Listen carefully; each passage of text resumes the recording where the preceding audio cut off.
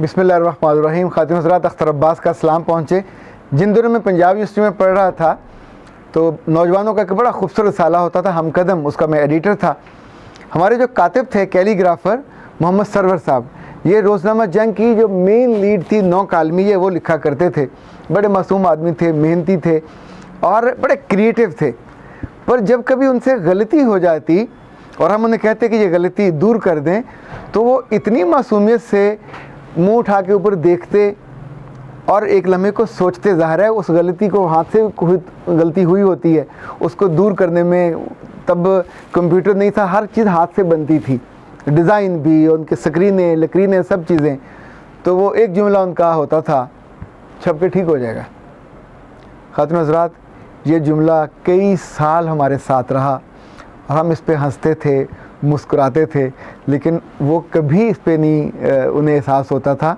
वो पूरी दिलो जान से ये मानते थे कि इस लम्हे मैं इसको दोबारा नहीं करने वाला, तो ये छप के ठीक हो जाएगा।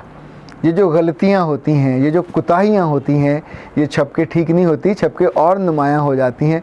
मुझे ये इसलिए याद आया कि मेरे पास इन दिनों कुछ वालिदैन अपने बेटों और बेटियों को लेके आए। ये वो थे कि जिनके अभी एग्ज़ाम हुए FSC के और उसमें से एक एक दो दो मज़मून उनके मिस हो गए या फेल हो गए। कुछ बच्चे ऐसे थे जो A लेवल्स में मिस हुए। अब ये बच्चे वो होते हैं जिनको बोलना आता है, ये वो बच्चे हैं जो आंख में आंख डाल के बात कर सकते हैं, ये वो बच्चे हैं जिनको पहनना ओढ़ना भी आता है, जिन्हें दलीलें घड़ना आता है, जिन्हें बात से बात बनानी आती है। और माँ बाप इनके सामने बेबस, लाचार और कभी कभी बेज़ुबान भी हो जाते हैं। तो इन बच्चों में से एक बेटी को मैंने बताया, मैंने कहा बच्चे, मेरे पास एक ऐसे इंजीनियर साहब का बेटे का केस है, कोई एक बहुत बड़ी कंपनी में उम्दा और आला ओहदे पे थे और उसका बच्चा वहाँ पढ़ते हुए इंटर में था, तो उसके 2 सब्जेक्ट फेल हुए। खुद ने ट्यूशन रखवाई, पढ़ाया लिखाया और बिल आखिर वो पास होने में कामयाब हो गए। फिर उसने BCom में दाखिला लिया, तो BCom में दाखिला हो गया। क्योंकि वालिद साहब पैसे खूब देते थे, हॉस्टल में मज़े करता था, सबका वो हीरो होता था, शहंशाह होता था, खिलाता पिलाता, मज़े करता, फिल्में देखता, ही एंजॉयड हिज लाइफ। और उसके कंधे पे कोई बोझ नहीं था कि मैं पीछे क्या गलती करके आया हूँ। नतीजा ये हुआ कि जब सब लोग BCom कर गए तो उसके 3 से 4 सब्जेक्ट मिस थे, ज़ाहिर डिग्री नहीं मिल सकती थी। अब उसने ये किया कि इस वक्त बहुत सी यूनिवर्सिटियाँ ऐसी हैं कि जो फेल शुदा तालिब इल्मों को दाखिला दे देती हैं। इसी तौर पे प्राइवेट कॉलेज बहुत से ऐसे हैं कि एक एक दो दो सब्जेक्ट हों तो वो प्रोबेशन पीरियड पे आपको दाखिला दे देते हैं और उसके बाद आप पढ़ते रहिए। उसने भी MCom में दाखिला लिया, 2 साल MCom किया, पढ़ता रहा, फ़ीसें देता रहा।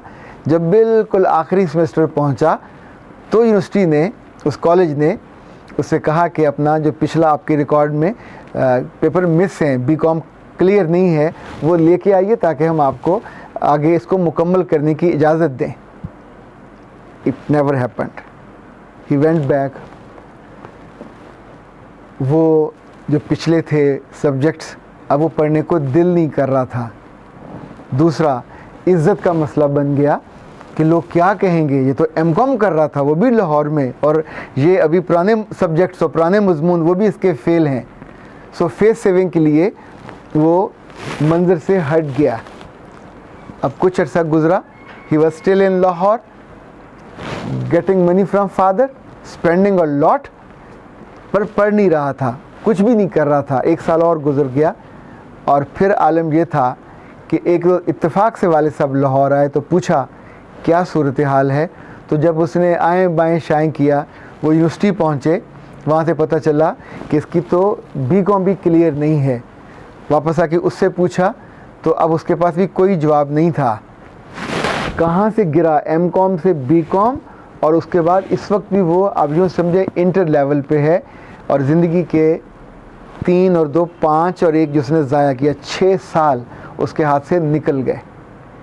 ये जो हरकतें, ये स्मार्टनेस नहीं है, ये हमाकत की वो आला दर्जे की मिसालें हैं कि जो हमारे आसपास मिलती हैं।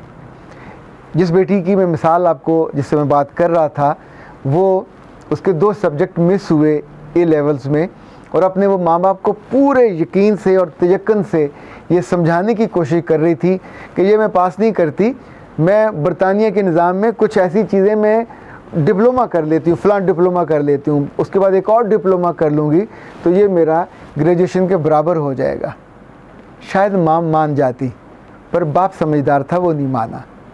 ख़ातिन हज़रात, आपके आसपास आपका अपना बच्चा, आपकी अपनी बच्ची अगर कभी इस तरह की टोपी पहनाने लगे तो क्या ख्याल है, आप फ़ौरन पहन लोगे? मत पहनिएगा। ये टोपी पहन ली तो आपका कुछ नहीं जाएगा, बच्चे की करियर में से, उसकी ज़िंदगी में से कई साल ज़ाया हो जाएंगे।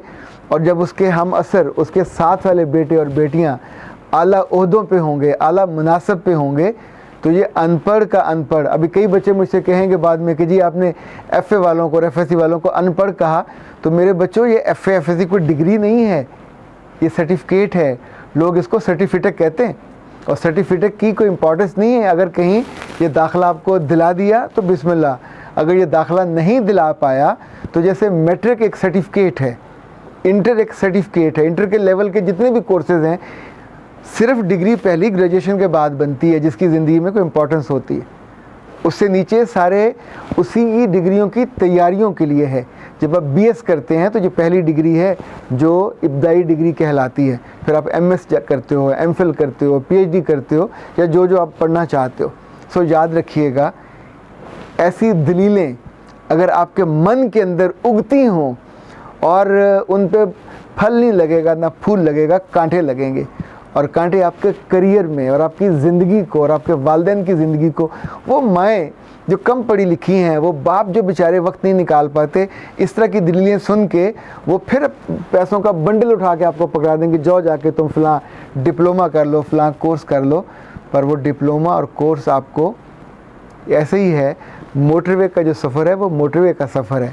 जब आप उसे उतर आते हैं, जो छोटी सड़कें हैं, चाहे वो GT रोड हो और चाहे सर्विस रोड हो, ये मोटरवे के लेवल पे नहीं हो सकता। और प्यारे बच्चों, आप भी ज़िंदगी में कभी गलती हो जाए, कभी कमी हो जाए, कोताही हो जाए और फेल हो जाए, कोई सब्जेक्ट रह जाए, तो उस पर पर्दा मत डालिए। पर्दा डालेंगे तो वक्त आपका ज़ाया होगा, और जब माँ को और बाप को पता चलेगा आपके बारे में, तो आपका इमेज भी ज़ाया होगा। आप ट्रस्टवर्दी नहीं रहोगे, आप क्रेडिबल भी नहीं रहोगे, और ख़ुद आप अपने ज़ात के अंदर भी एक झूठे बन जाओगे।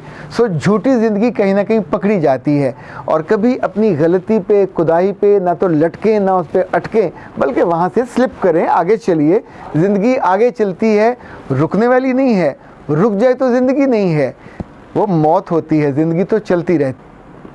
आपके साथ कभी ऐसा हो तो ज़िंदगी का अच्छा फ़ैसला कीजिएगा, हिम्मत से और बहादुरी से उसको फेस कीजिए और उसकी इस्लाह और तस्हीह कीजिएगा। गलती पे डटिएगा मत, ना गलती पे पर्दा डालिए। अख्तर अब्बास को इजाज़त दीजिए। अस्सलाम वालेकुम व रहमतुल्लाह।